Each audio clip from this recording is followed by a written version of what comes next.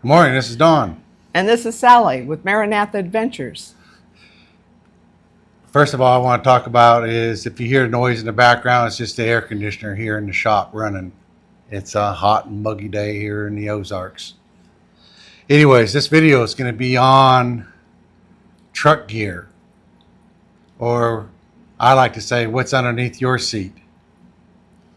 Anyways, we're going to get started here.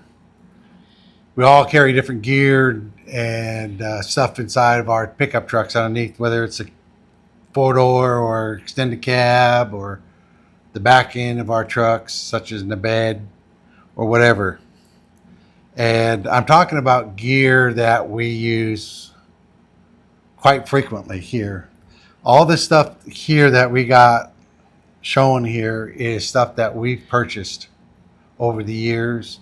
A lot of this stuff is 12 years old and gets newer as some of it goes through this video as I explain. And but this is the reason why we like this particular, these brands and what they have been giving us service for. So anyways, I'm going to start off first with our portable onboard air compressor. It's a Viair 400P. This compressor is 11 years old, and it's been serving Sally and I very well. It's a single piston system, and with the specs and all, it has an 8-foot power cord that hooks up to the battery. Truck battery. Puts out about 150 pounds of PSI at its max. And I can air up two 33-inch tall tires at the same time. And highway use, I run about 40 pounds of air pressure. And it takes about 5.5 minutes to pump up two tires from anywhere between 26 to 28 pounds up to 40 PSI, which is my highway. And I'm running the 33-inch Cooper Discovery AT3s, 10 plies. What I also carry in the bag is a heavy-duty Analogue style gauge, tire pressure gauge by Rhino USA. And it's good up to about 75 PSI. I carry assorted stuff in there, such as a Quick Connect by Lock and Flate, a 90-degree, and I also carry their straight version.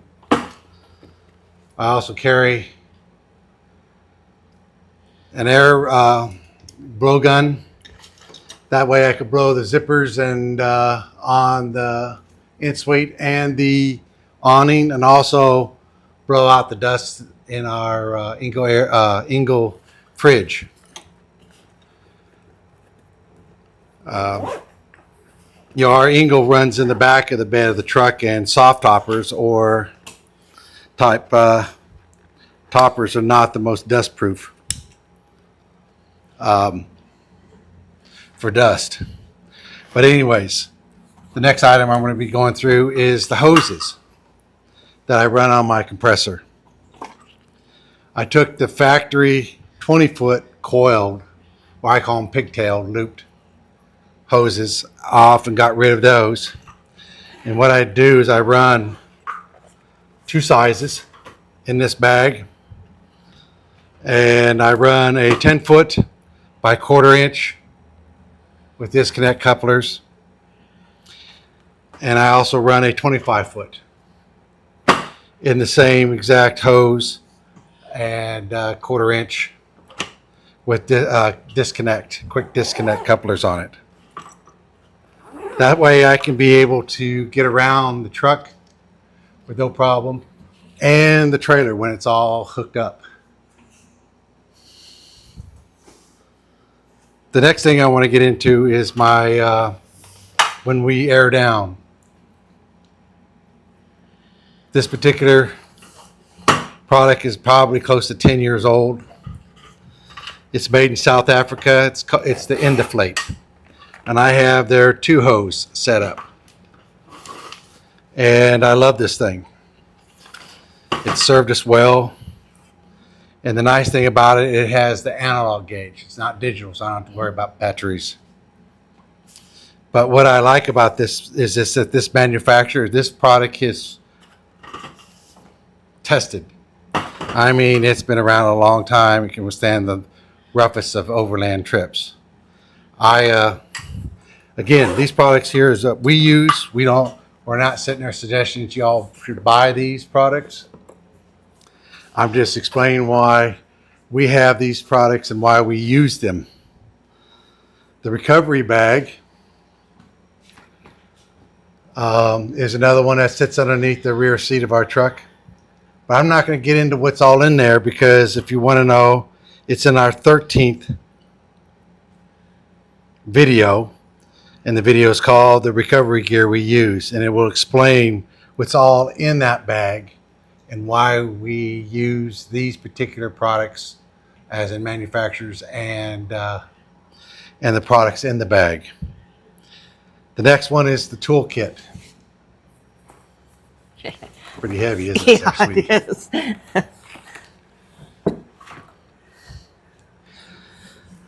First of all, we always carry a spare roll of the famous TP. But in the toolkit, I carry SAE and metric sockets and wrenches. I carry extra fuses for the truck and the camper.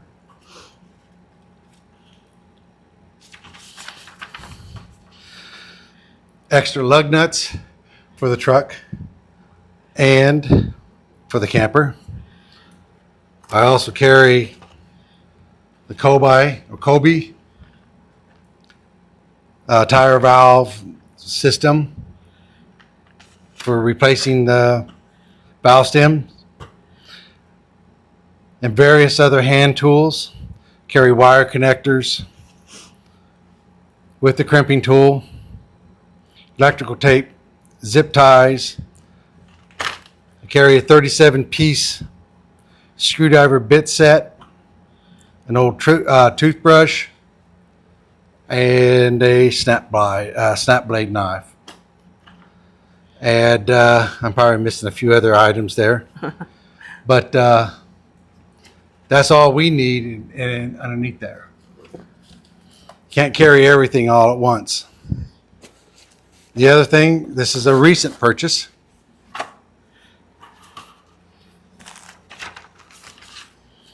And this item here is the Overcast tarp by Stormcrow Overland. When I was doing a product review on his product, the trash bag stasher, I also mentioned I was going to be purchasing that. As soon as I got done with this video, I ordered this online. I like this thing. This thing here is going to be another valuable piece of gear that has in that truck. It folds up small, nice and flat. And the Overcast tarp is just a small tarp. It's one piece, and it reaches more than almost anything in the kit. Flat tire on dry or muddy grounds. You can lay your recovery gear on it. You can stage all your recovery gear on it.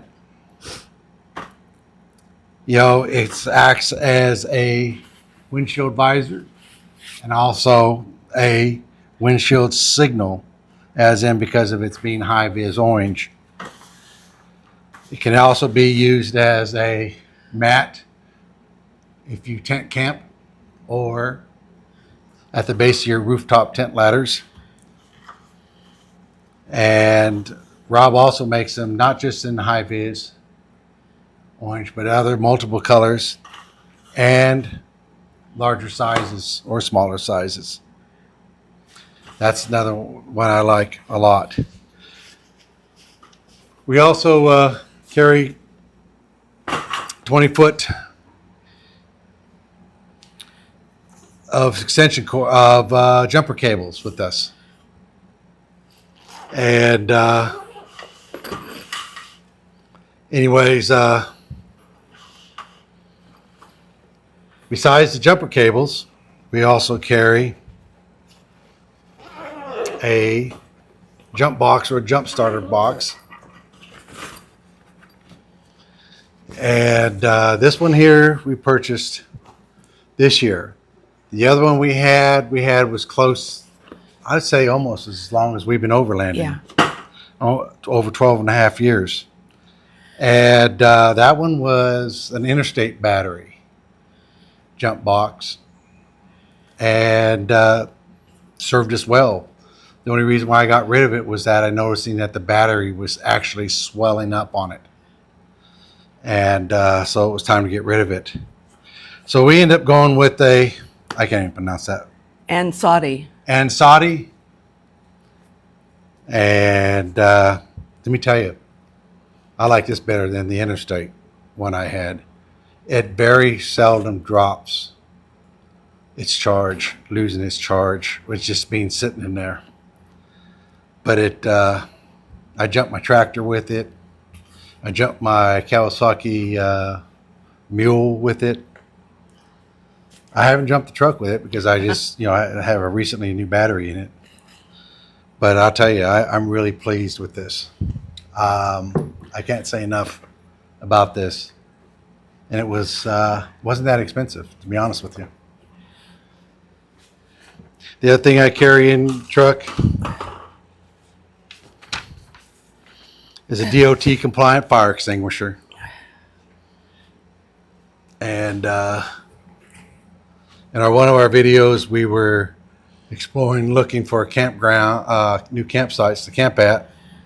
And we were over in the Sillamore Ranger District of the Ozarks National Forest in the Turkey Creek, Crippled Turkey area, and someone left a campsite with the fire going. And so this was a valuable piece of gear, and put out that fire in that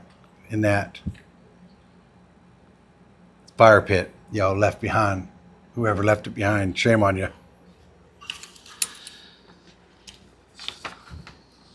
A lot of the gear, like I said, we have is older gear that we've had for over the years. And it's important to know that, when we go out there in the backcountry, to be as prepared as we can. And, so far the gear that I have has blessed us real well as it's service-wise. Mm-hmm. A lot of it being older gear.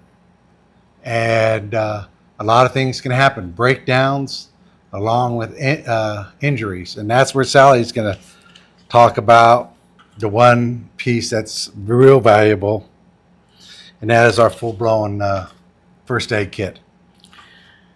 Well, let me start off with the most important thing that has been on Don in my mind is quality of the product.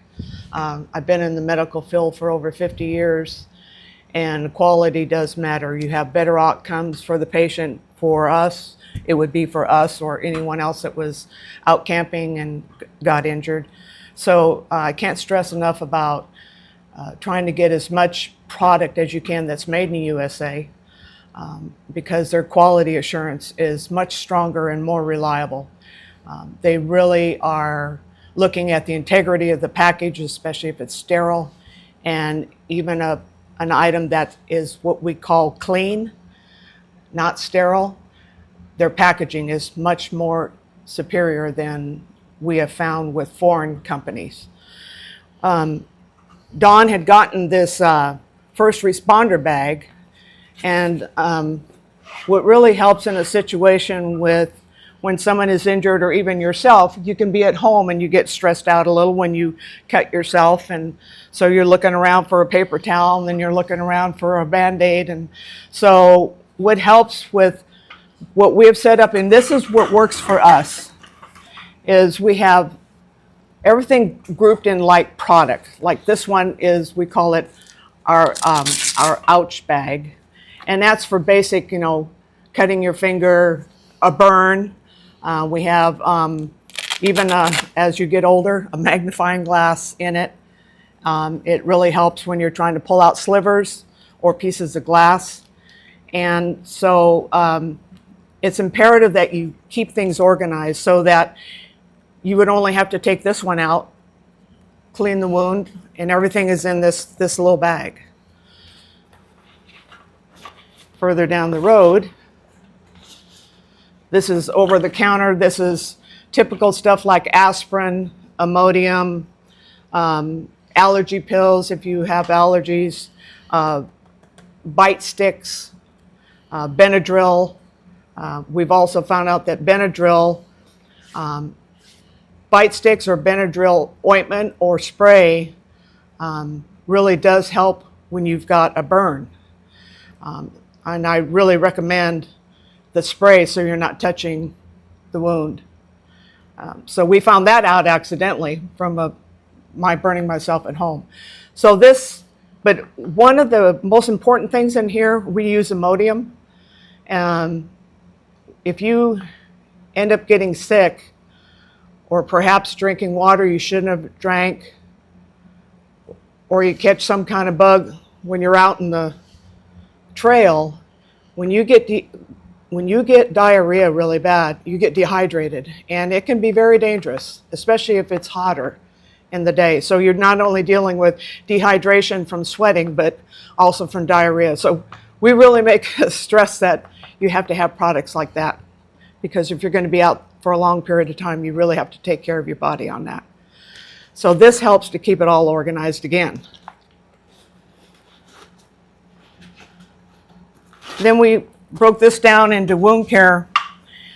It's just a piggyback off of the ouch pad, but there's stuff in here such as dressings, 2x2s, Neosporin ointment. I really recommend Neosporin ointment to put on any kind of cut or abrasion, because there's a medication in it and you won't get a fungal bacteria until if you need to get to a hospital or to your primary doctor when you get back home. It's a must. We also keep a product called Hibiclens. You see it on TV all the time. But I need to caution people, because it's what they use it mostly for is to clean your body before you have any kind of surgeries and stuff. And I'm sure with most people that have had any kind of surgeries, they give you this bottle. You scrub yourself down for 3 days before your surgery. We use it out when we're out there, but I can't stress enough that when you do use Hibiclens, you got to read the directions. You can't use it on younger children or infants or deep cuts. And then the key factor is, with Hibiclens, you can't leave any of the film behind. You have to totally rinse it off. So let's say you use it, you think you rinsed it off, and then you wrap your arm in an ACE bandage where you're having compression and your body already still has that Hibiclens film on it. You're going to feel fire, burning, or if you don't, when you unwrap it, you're just loaded with a rash. So you have to be very careful. So also what I suggest, and that works for us, and we use it here at home all the time, is peroxide. We use it faithfully throughout the hospital, and it's good for irrigating of cuts, washing of cuts if you don't happen to have any water. It's even good for rinsing in your mouth, for canker sores, or if you bit your tongue or you got a bite on your lip.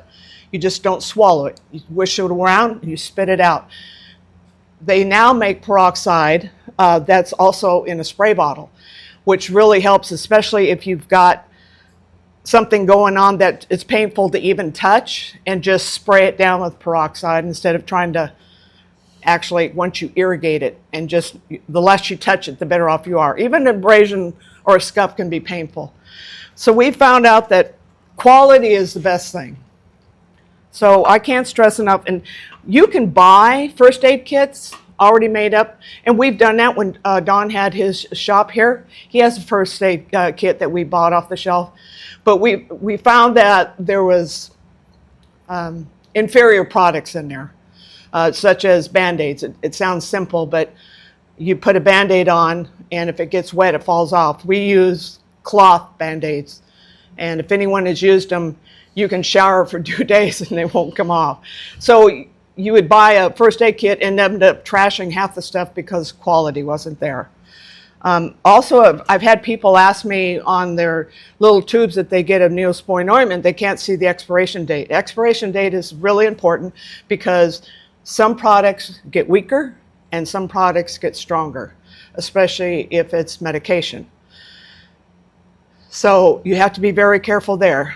But when you're looking at your Neosporin tube where it's crinked on the bottom, if you hit it just right, you'll finally see the date, and then you get used to knowing when it's where it's at.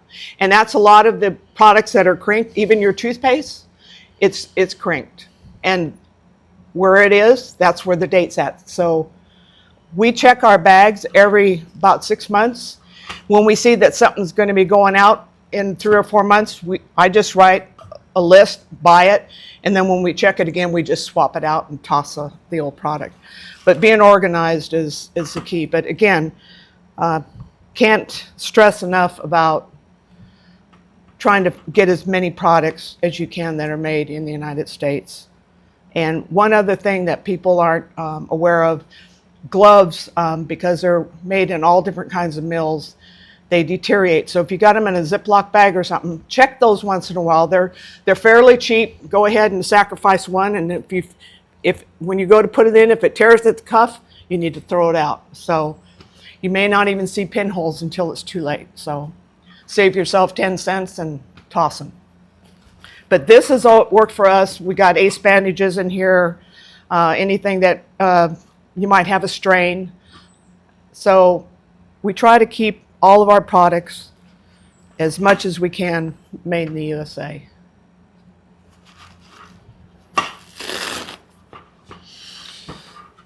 Anyways, that is what's in underneath our back seat. What's underneath yours? Kind of reminds me of a commercial. Anyways, this is just a short little video. We hope you get something from it. Again, all the items that you see that we've talked about here, we've purchased over the years. Some are higher quality than others, and we just saved our money for them because we knew that the longevity, we're all about longevity, to get the maximum out of it. Seems like everything nowadays is made so cheap that it's meant to just be tossed away quickly. Anyways, again, I hope you liked the video. We appreciate the new subscribers. Our channel is growing. And give us a like, subscribe, comment. We like to comment back. We like the comments. And stick around for the devotional. I think you'll like it. God bless. See y'all later. This devotional will be coming out of the New Testament. I'll be reading from the book of Hebrews, chapter 10, verse 36. I'll also be reading from the English Standard Version. For you have need of endurance, so that when you have done the will of God, you may receive what is promised. When I think about this verse, what comes to my mind is the easiest part of the race is the beginning. We are excited with energy. We have the determination and the mindset of completing it. But the reality is we haven't faced the middle part of the race yet. The end of the race, we can see the finish line, the promise of relief. But the middle of the race is where doubt creeps in. We start to wonder what we are really doing. Physical exhaustion comes. Then we start questioning ourselves, asking if we are truly going to go through with this. The thought of giving up enters our minds, We become impatient because the pain we are enduring, the tiredness, and the finish line is still not in view. In this verse, the writer of Hebrews has a simple but powerful reminder for us. Don't quit. The verse is an encouragement of perseverance, the kind of endurance that keeps going even when it's hard, tiring, and painful. Why? Because there's something waiting on the other side for us. What is promised? Jesus is both our example of perseverance and our source of strength. To persevere is to stay faithful and not giving up. Patience, endurance is what we need. This verse serves as an encouragement to us believers that our efforts are not in vain. It assures us that God's promises are reliable and will be fulfilled in His perfect timing. But this also depends on us, our willingness to go through the race. This means remaining patient, obedient, to demonstrate our trust in God's sovereignty and eagerness to submit ourselves to His plan. A life with Christ Jesus is a journey. Why? It is a continuous day-by-day process of growth and transformation. Jesus mentions that our lives on earth won't be easy. We will encounter peaks and valleys. We will go uphill and downhill. We will come to crossroads, making decisions which path to take. We will have to face obstacles which are unavoidable. Then there will be times we will experience a rest and a stillness.